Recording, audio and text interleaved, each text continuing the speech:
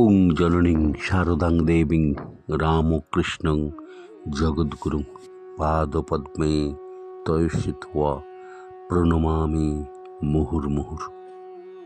নমস্কার। আজ নিবেদিতার ভারত দর্শনের 287তম পর্ব। আজকের বিষয় নিবেদিতা ও ভারতীয় নারী।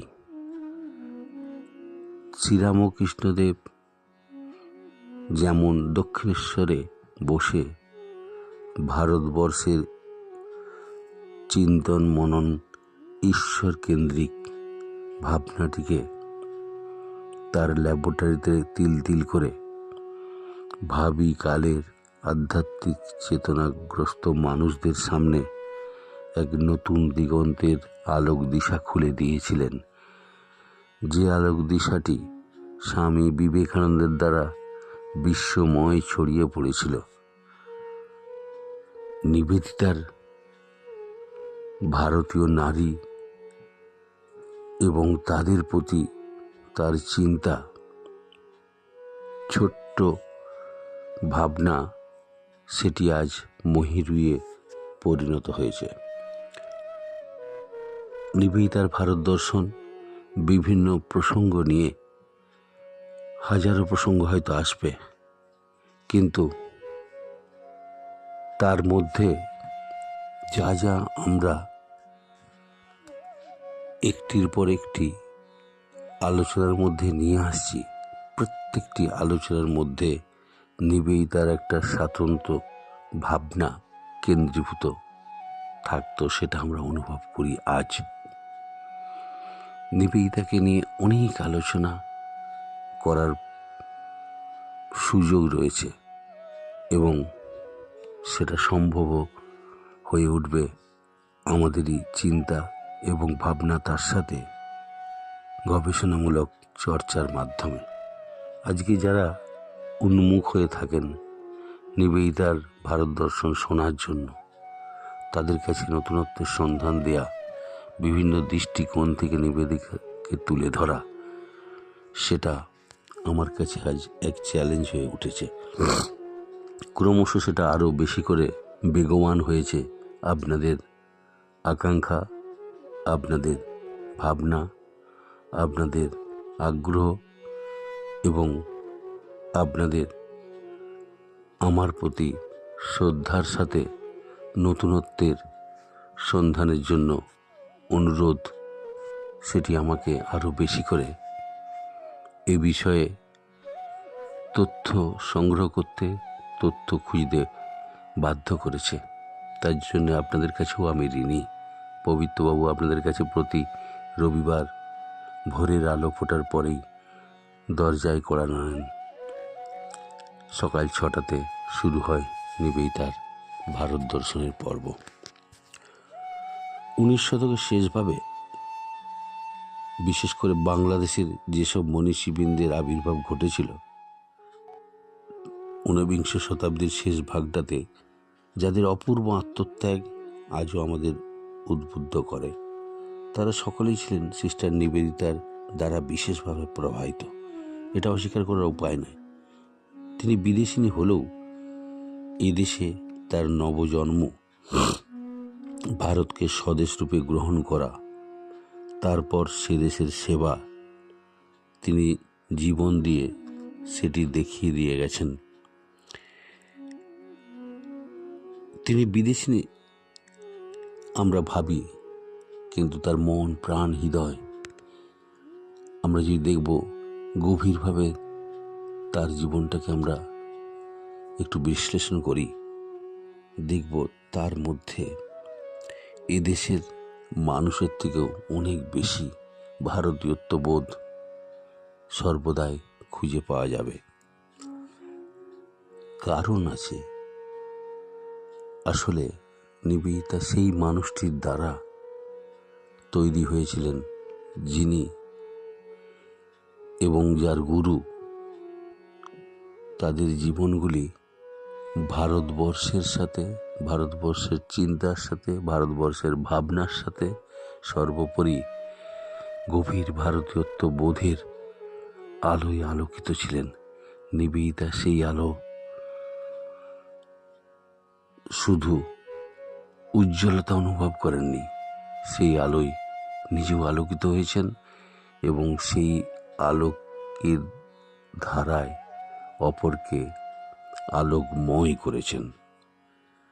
নিবেদিতা তার জীবনকে উৎসর্গ করেছিলেন এই আলোক ধারাটি বৃহত্তর ভারতবাসীর কাছে পৌঁছে দেওয়ার উদ্দেশ্যে। অন্যান্য মনীষীদের মধ্যে এবং তাদের মতোই তাই নিবেদিতার জীবনটিও আমাদের কাছে শ্রদ্ধার যোগ্য। এক একটি দিককে নিয়ে আলোচনা করলে সেগুলি পরিষ্কার হবে। আমাদের জাতীয় জীবনে, বিশেষত নারী সমাজে নিবেদিতার অবদান কতখানি তা আজ গবেষণার বিষয় হয়ে পড়েছে। এ প্রসঙ্গে রবীন্দ্রনাথের একটি উক্তি স্মরণ করি। ভগিনী নিবেদিতা যে তার সব কাজেই নিযুক্ত ছিলেন, তার কোনোটারই আয়তন বড় ছিল না। আসলে রবীন্দ্রনাথ সঠিক জায়গাটা থেকে ধরেছিলেন। প্রথমের দিকে এক অন্য চিন্তা, পরে আর এক ভাবনা, এবং তার পরে রবীন্দ্রনাথের উপলব্ধিটা তিনি প্রকাশ করেছেন, একদম সঠিকভাবেই ধরেছেন। নিবেদিতা যে তার সব কাজেই, যেসব কাজগুলি নিবেদিতা করতেন, যেসব কাজে তিনি নিযুক্ত ছিলেন, তার কোনোটাই কিন্তু আয়তনে খুব বড় ছিল না, এটি রবীন্দ্রনাথ বলছেন। তার সবগুলোই আরম্ভ কিন্তু খুব ছোট আকারে। যেটুকু সত্য তাই তার পক্ষে একেবারে যথেষ্ট ছিল। তাকে আকারে বড় করে দেখবার জন্য তিনি লেশমাত্র প্রয়োজন অনুভব করতেন না। এই জন্যই একটা আশ্চর্য দৃশ্য দেখা দিত। যার অসামান্য শিক্ষা ও প্রতিভা, তিনি এক গলির কোণে এমন এক কর্মক্ষেত্র বেছে নিলেন যা পৃথিবীর লোকের চোখে পড়বার মতো একেবারে নয়। এটি রবীন্দ্রনাথ তার ক্ষুদ্র অনুভূতির দ্বারা নিবেদিতার সাথে মিশতে মিশতে, নিবেদিতার সান্নিধ্য লাভে এই অনুভূতিটি তিনি প্রকাশ করেছেন তার রচনার মধ্যে। প্রকৃতপক্ষে নিবেদিতার সব কাজই ছিল নীরবে। সেই জন্যই আরও ছোট মনে হয়। রবীন্দ্রনাথের ভাষাটি একদম সঠিক। এটা কিন্তু এই কারণে সঠিক, নিবেদিতা কোনো জিনিসকে বাজিয়ে লোককে হাঁক পেড়ে বোঝাবার চেষ্টা করতেন না। মেয়েদের শিক্ষা ও উন্নতির জন্যও তিনি আন্তরিক প্রচেষ্টা যেটি করতেন সেটাও বড় ছিল না। বলা যায় মেয়েদের শিক্ষাক্ষেত্রে তিনি ছিলেন একজন অগ্রদূত। স্বামী বিবেকানন্দ তাকে এক চিঠিতে লিখছেন, বিশেষ করে যে চিঠিটি 29শে জুলাই 1897, সেটি নিয়ে আমি অনেক আলোচনার মধ্যে এনেছি। ভারতের জন্য, বিশেষত ভারতের নারী সমাজের জন্য পুরুষের চেয়ে নারীর একজন প্রকৃত সিংহিনীর প্রয়োজন। তার এই আহ্বান নিবেদিতার অন্তঃস্পর্শ করেছিল। স্বদেশ, স্বজন, প্রতিষ্ঠা সব বিসর্জন দিয়ে তিনি একেবারে এদেশকে নিজের আপন দেশের থেকেও কাছের নিজের ভেবে তিনি যেন আত্মোৎসর্গ করতে 10 পা এগিয়ে চলে এসেছিলেন। নিবেদিতাকে স্বামীজি যদি 1 পা এগোতে বলতেন, ভারতবর্ষ সম্পর্কে অন্তত নিবেদিতা 10 পা এগিয়েছেন। এই ভারতবর্ষের নারী সমাজের জন্য একজন মহিলার সঠিক যে প্রয়োজনীয়তা, স্বামীজি সেটা অনুভব করেছিলেন। তিনি সেই অনুভবটিকে তার ওই 29শে জুলাই 1897 সাল, তিনি ভারতবর্ষে পাশ্চাত্য থেকে ফিরে এসে আলমোড়াতে তখন অবস্থান করছেন, সেখান থেকে এই চিঠিটি নিবেদিতার উদ্দেশ্যে তিনি লিখেছিলেন। এই চিঠিটা নিবেদিতাকে ভীষণভাবে আলোড়িত করেছিল। তিনি যেন সব ছেড়ে চলে আসার জন্য প্রস্তুত হয়েছিলেন। ওই চিঠিটাই যেন তার জীবনের মোড় ঘুরিয়ে দেয় ভারতবর্ষের জন্য। নারী প্রজাতি ভারতবর্ষে পর্দাশীল ছিল তখন। বাইরে আজকের দিনের মতো সমাজে তাদের পুরুষের সাথে সমানভাবে টেক্কা দিয়ে কর্মক্ষেত্রে, সব ক্ষেত্রেই, বিশেষ করে কর্মের জগতে যেভাবে তারা নিজেদিকে এগিয়ে নিয়ে এসেছেন সেটি আর নতুন করে বলার অপেক্ষা রাখে না। মেয়েরা বলে এখন, আমরা নারী তাই আমরা সব পারি। এই যে কথাটি, এই যেন নিবেদিতার কাছ থেকে তাদের শেখা। নারী জাতির মুক্তি সাধন হবে শিক্ষার সম্প্রসারণের দ্বারা, আর সে শিক্ষা হওয়া চাই সম্পূর্ণ দেশীয়ভাবে। এইটা খুব তাৎপর্যপূর্ণ। একটা ইংলিশ মিডিয়াম স্কুল বা বাড়িতে বা একটি জায়গাতে আমাদের শিক্ষার জন্য যখন কোনো বিদেশিনী বা বিদেশি তার ভাষাটি আমাদের সামনে নিজেদের শেখার প্রয়োজন, তার কাছে আমরা যাই, তখন তার ভাষাটি, তার ভাবটি, তার ভাবনায়, তার জাতীয় ভাবনায় সে আমাদেরকে সরবরাহ করবে বা দেবে, সেগুলো আমরা গ্রহণ করব। তখন কিন্তু আমাদের নিজস্ব জাতীয় সত্তাটা কিন্তু তাতে নাও থাকতে পারে। এইটি স্বামীজি তাকে ভীষণভাবে আগে থেকেই সতর্ক করে দিচ্ছেন যে এদেশের জন্য, এদেশের মানুষের জন্য শিক্ষা বিস্তার বা সম্প্রসারণের জন্য, তার মুক্তি সাধনের জন্য সেই শিক্ষাটা কিন্তু সম্পূর্ণভাবে দেশীয় ভাবনায় হতে হবে। বাগবাজারের গরিব সংকীর্ণ গলিতে নিবেদিতা তার বিদ্যাপীঠ স্থাপন করলেন।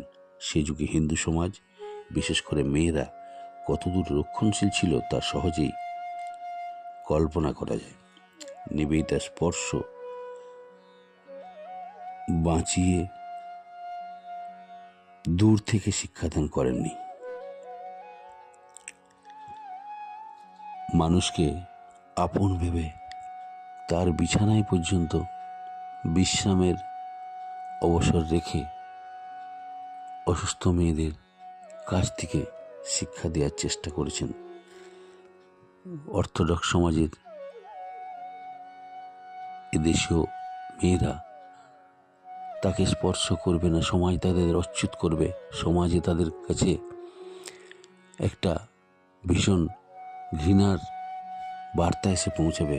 কেন অচ্যুত বা বিদেশিদের স্পর্শ করেছে?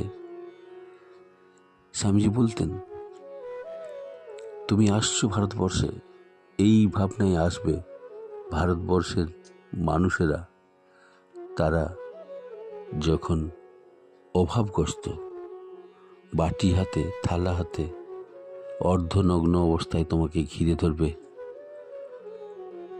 সহযোগিতার জন্য, সাহায্যের জন্য বা ক্ষুধার্তের অন্ন পাওয়ার জন্য, তখন তারা দূর থেকে চাইবে, তোমাকে স্পর্শ করবেন।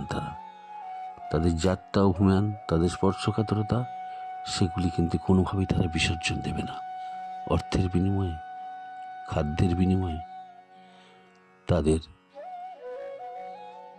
দুর্বলতা কখনো সেই জায়গায় তাদেরকে পৌঁছে দেবে না যেখানে তারা জাতি, ধর্ম,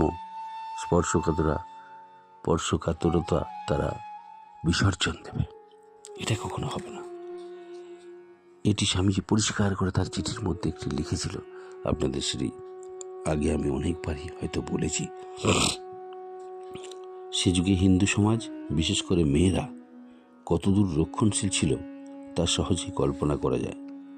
নিবেদিতার এই স্পর্শ বাঁচিয়ে দূর থেকে শিক্ষাদান তিনি করার হয়তো ভাবনায় থাকতে পারতেন। এদেশের মেয়েরা তাকে কাছ থেকে আপন করে নেয়নি, কিন্তু নিবেদিতা তাদেরকে আপন করে নিয়েছিলেন। এইটাই হচ্ছে সবচেয়ে বড় তার আমাদের প্রতি তার কৃপা বলতে পারেন। এটাই তার সবচেয়ে বড় উদারতা, কারণ তিনি যে রামকৃষ্ণ বিবেকানন্দের উদারতার জগতে প্রবেশ করেছিলেন।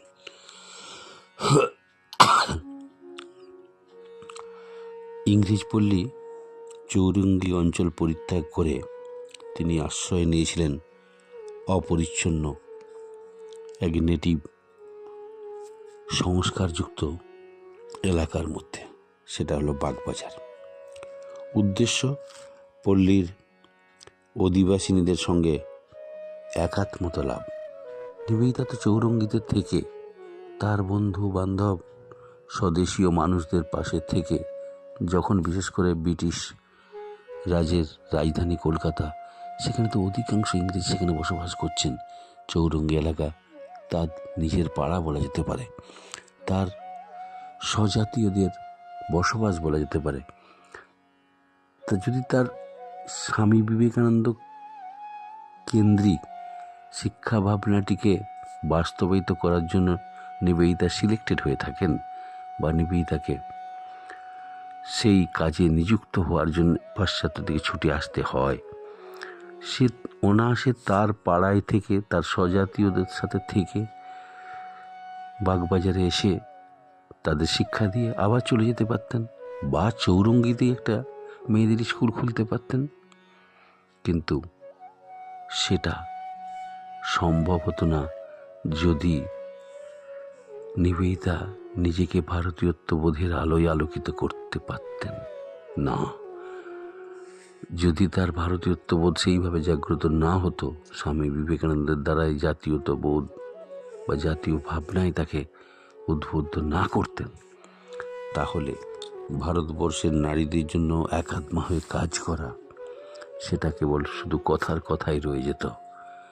সেখানে থেকে তাদের সাথে থেকে তাদের শিক্ষার ব্যবস্থা নিবেদিতার মতো মহিলাই আপ্রাণ চেষ্টা করেছেন এ সমাজের সাথে সামাজিক দূরত্ব দূরে রেখে, সমস্ত ভেঙে চুরমার করে দিয়ে নিবেদিতা মিশে গিয়েছিলেন এবং অর্থোডক্স সমাজের দুয়ারে দুয়ারে মেয়েদের ভিক্ষা করেছেন।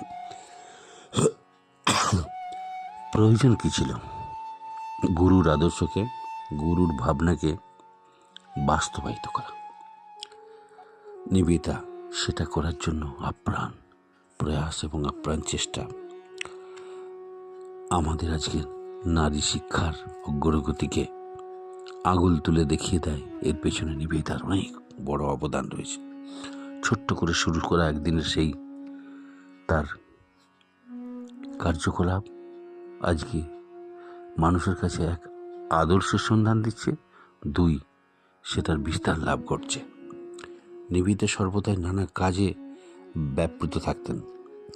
মনে বিস্ময় জাগে কিভাবে একজনের পক্ষে এত কাজ করা সম্ভব ছিল।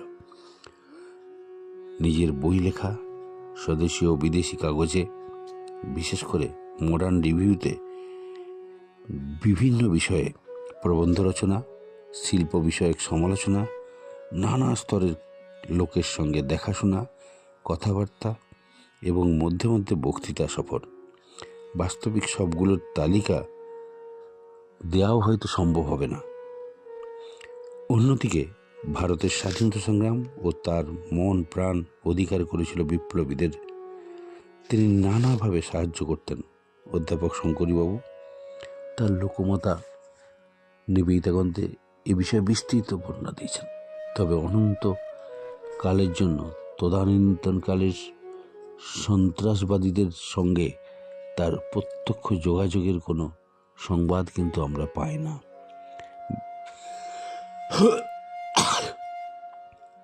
আমরা নিবেদিতার যে অংশটিকে নিয়ে আজকে আপনাদের সামনে তুলে ধরার চেষ্টা করছিলাম, তার নানা কাজকর্মের মধ্যে স্বামী বিবেকানন্দ তাকে এদেশের মেয়েদের জন্যই বিশেষভাবে আহ্বান করেছিলেন, এটা ভুলে গেলে চলবে না। তার জন্যই 1898 সালের 13 নভেম্বর কালী পুজোর দিন শ্রী শ্রী মা, যিনি ভারতীয় নারীদের সর্বোচ্চ পরাকাষ্ঠা, সর্বোচ্চ আদর্শ, সেটা নিবেদিতা নিজেও বলেছেন, মহত্তমা নারী ম্যাকলাউড বলেছেন, ভারতীয় নারীকে 3000 বছর ধরে যে আদর্শে পৌঁছাতে হবে সেই ঠিকানাটি শ্রী শ্রী মা সারদা দেবী। তাদের চিন্তা ভাবনার মধ্যে ভারতীয় নারী সম্পর্কে যে বেসিক আইডিয়াটি তৈরি হয়েছিল, যে ভাবনাটিকে তিল তিল করে মা সারদা দেবীর সংস্পর্শে এসে তারা অনুভব করেছিলেন, সেটারই যেন এই শব্দগুলোর মধ্যে বহিঃপ্রকাশ। মহত্তমা নারী, ভারতীয় নারীর ঠিকানা, এইসব কথাগুলি কথার কথা নয়, তাদের অনুভূতির কথা, তাদের অনুভূতির ভাষা। তাই তো মা সারদা দেবীকে সামনে রেখে তাকে দিয়ে ঠাকুর পুজো করিয়ে তার নারী শিক্ষা কেন্দ্রটির পথ চলা। 16 নম্বর বোসপাড়া লেনে এটি প্রথম সংগঠিত হয়েছিল ওই 13 নভেম্বর 1898 খ্রিস্টাব্দ। স্বামীজি ও তার গুরুজন গুরু ভাই তারাও সেদিনে উপস্থিত ছিলেন। 1898 নভেম্বর থেকে 1899 জুন মাঝামাঝি পর্যন্ত নিবেদিতার বিদ্যালয়ের কাজটি ছিল পরীক্ষামূলক বলা যেতে পারে। এত বিস্তার ছিল না এবং অতখানি অর্থও তখন ছিল না যে এগিয়ে নিয়ে যাবেন। স্বামীজি তাকে আর একটা পরীক্ষার মধ্যে ফেলে দিয়েছেন। ভারতীয় নারীদের শিক্ষার জন্য এগিয়ে এসে স্বামীজি তাকে অর্থনৈতিক কোনো সাহায্যের কথা কোনো ইঙ্গিত দিলেন না। কিভাবে স্কুলটা চলবে, স্কুল তো শুরু করা গেল, কিন্তু স্কুলের যে যাবতীয় খরচ, সেটা করতে গেলে মিনিমাম যে খরচ, ছাত্রীদের জন্য টিফিনের ব্যবস্থা করা বা তাদের বইপত্র, এস্টাবলিশমেন্ট ফিস তো অনেক কিছু লাগতেই পারে। স্কুলটা চলবে কি করে? স্বামীজি বললেন, আমি তো জানি না। তোমার স্কুল, তোমার শিক্ষা প্রতিষ্ঠান তোমার চিন্তায় এগিয়ে চলবে, তার সব রকম ব্যবস্থা তোমাকেই করতে হবে। এক বিশাল বড় পরীক্ষা।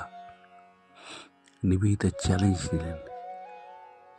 তিনি অবাক হওয়ার মতো কথাকে অবাক করে বা অবাক ভেবে নিলেন না। আমরা যে কোনো মানুষ, একজন বিদেশি মানুষের আহ্বানে তার দেশে গেলাম, তার দেশের মানুষের জন্য কাজ করার, দেশের মেয়েদের শিক্ষার অগ্রগতির জন্য কাজ করার জন্য গেলাম,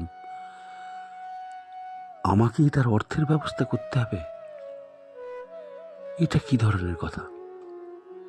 আমাদের সবাইকে অবাক করে দেয় নাকি?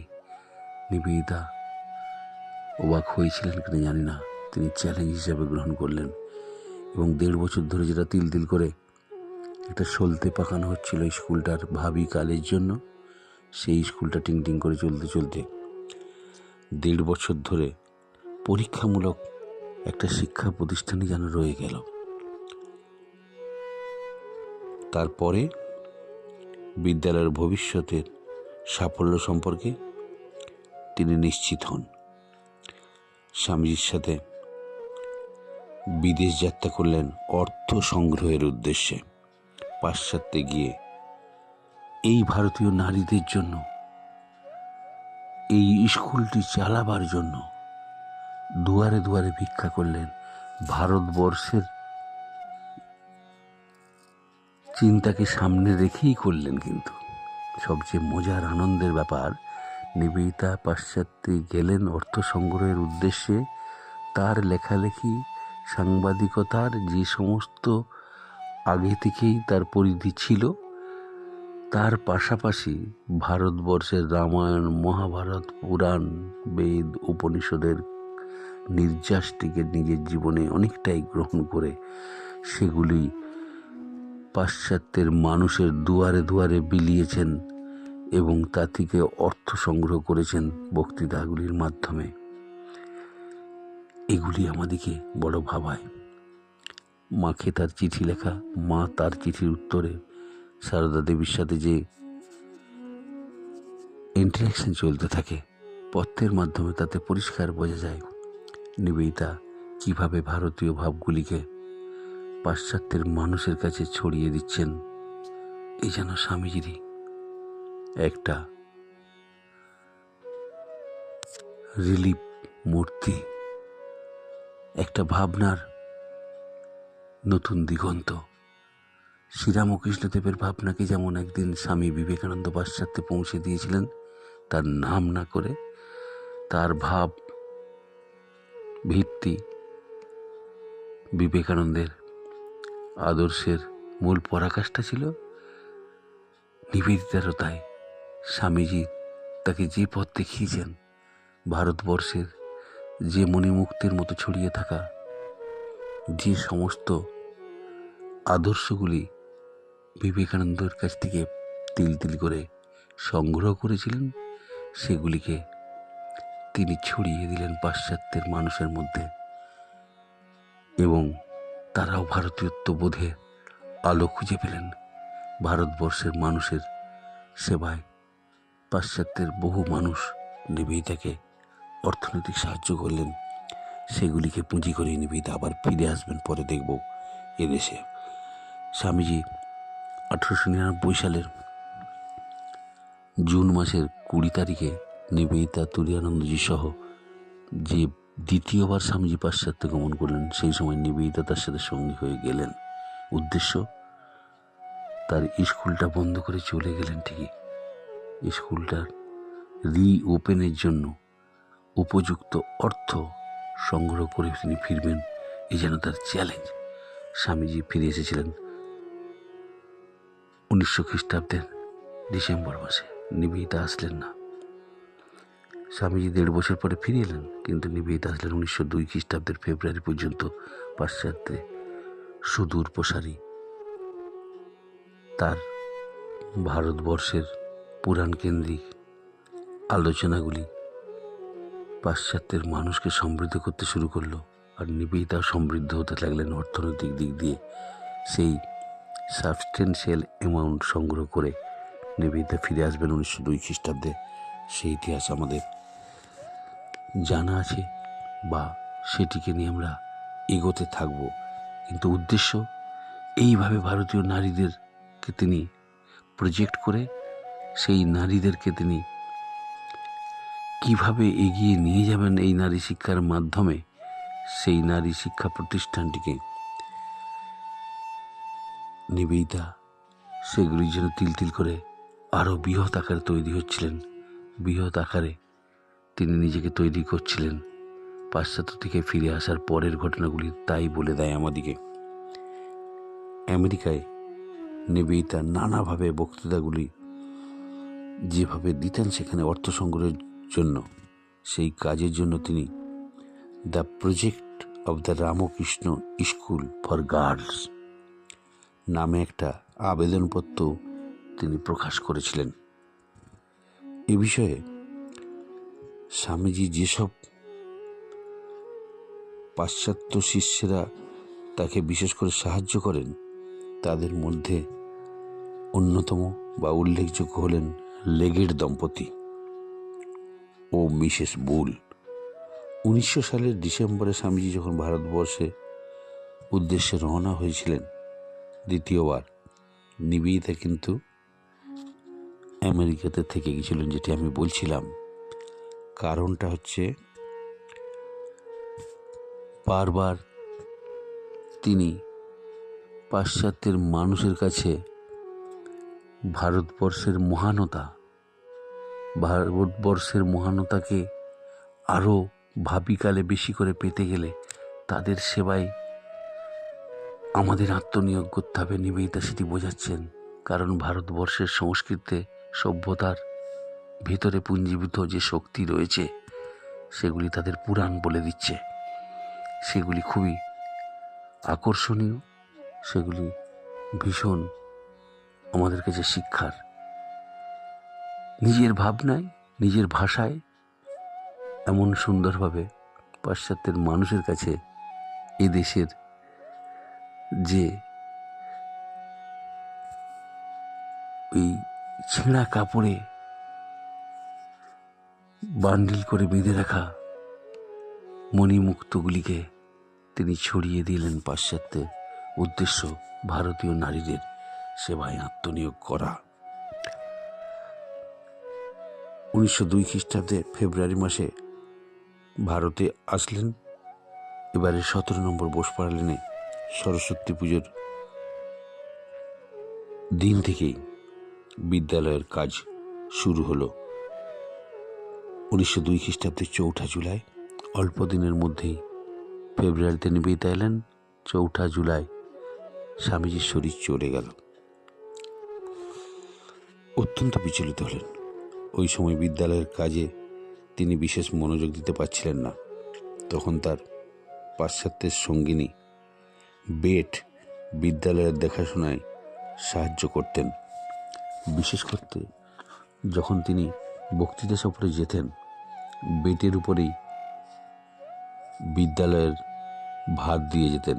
1903 খ্রিস্টাব্দে বক্তৃতা সফরের পর তিনি বিদ্যালয়ের দিকে বিশেষ দৃষ্টি দেন। ইতিমধ্যে স্বামীজির অন্যরকম শিষ্যা খ্রিস্টিন ভারতে এসেছিলেন 1902 সালের। তিনিও ওই বছরের শেষে নিবেদিতার সঙ্গে যোগদান করেন। বস্তুত তিনি সাহায্য করার বিদ্যালয়ে যথেষ্ট উন্নতির একটা রেখা ফুটে ওঠে। খ্রিস্টিন একদম স্বামীজির ভাবনাটিকে আঁকড়ে ধরে তার জেদি মনোভাবের সামনে নিবেদিতার সাথে সমান্তরালভাবে কাজের পরিবেশটিকে আরও উপযুক্ত করে তোলেন। মেয়েদের শিক্ষার জন্য যা যা প্রয়োজন, সূচি শিক্ষা থেকে আরম্ভ করে সমাজে নারীদের যে ধরনের কাজগুলি, গৃহিণী মহিলা, বিধবা মহিলা, বাচ্চা, শিশু, সমস্ত রকম মহিলাদের varieties works for varieties women's, এটা নিবেদিতা স্কুল থেকে, নিবেদিতার ভাবনায়, খ্রিস্টিনের ভাবনায় প্রসূত মনোভাবটির প্রকাশ। নিবেদিতা 1902 খ্রিস্টাব্দের নভেম্বর মাসে নিজের ঘরে কথকথা ও চণ্ডীপাঠের ব্যবস্থা করেন।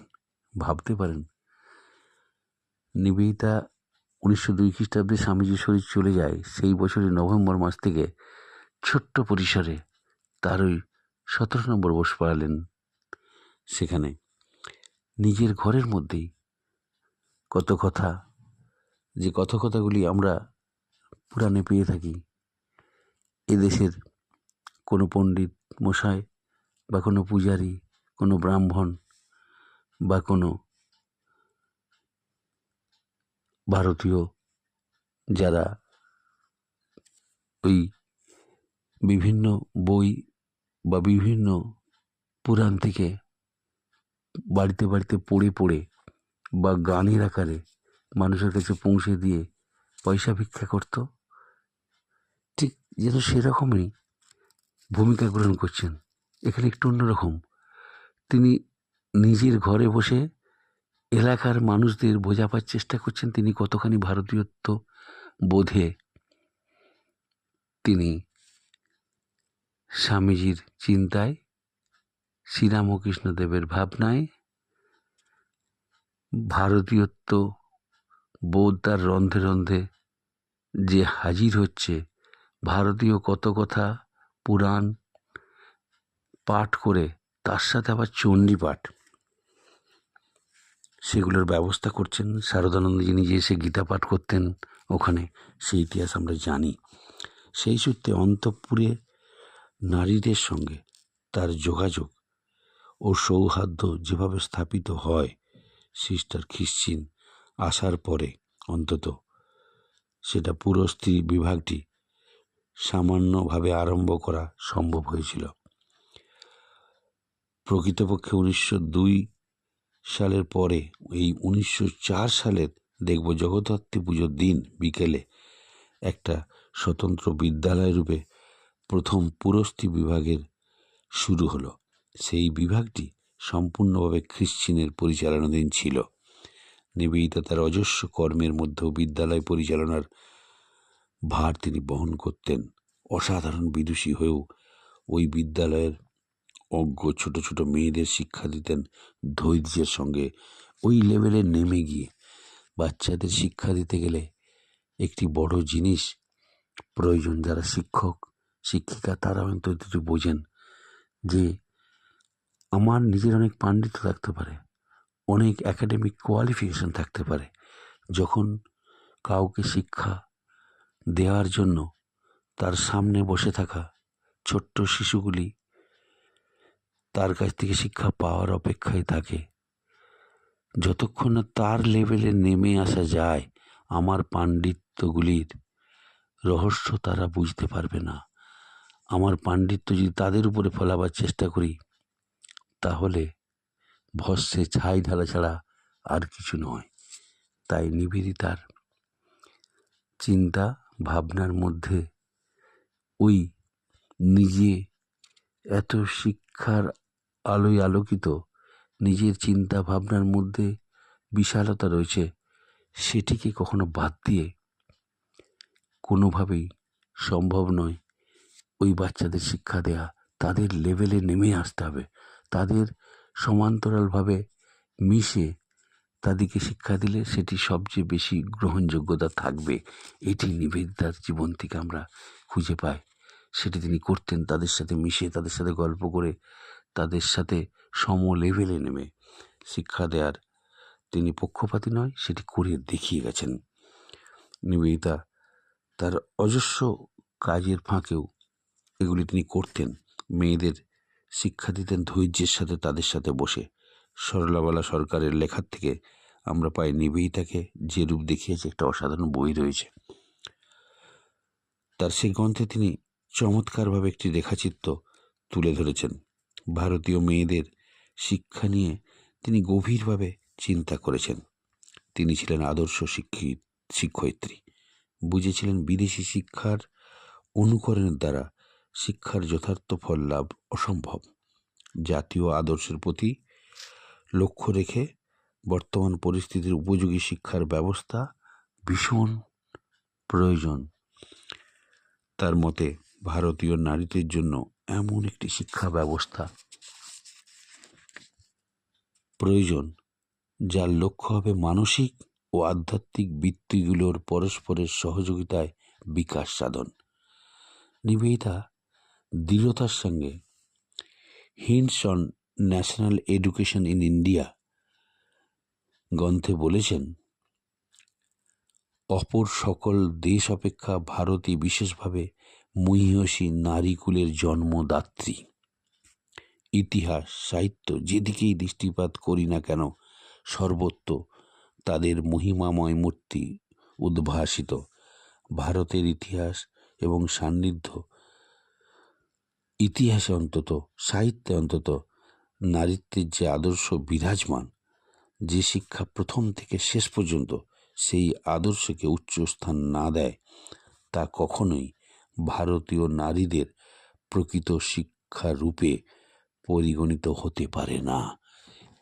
এ বিশ্বাস যার থাকবে, এ চিন্তায় যিনি ভাবিত, এ চিন্তায় যিনি চিন্তিত, তার শিক্ষা পদ্ধতি কীরকম হবে ভারতীয় নারীদের পক্ষে, ভারতীয় জাতীয়তা বোধের মধ্য দিয়ে, ভারতীয় জাতীয় ভাবনার মধ্য দিয়ে সেই আদর্শটি তো খুঁজে পাই আমরা।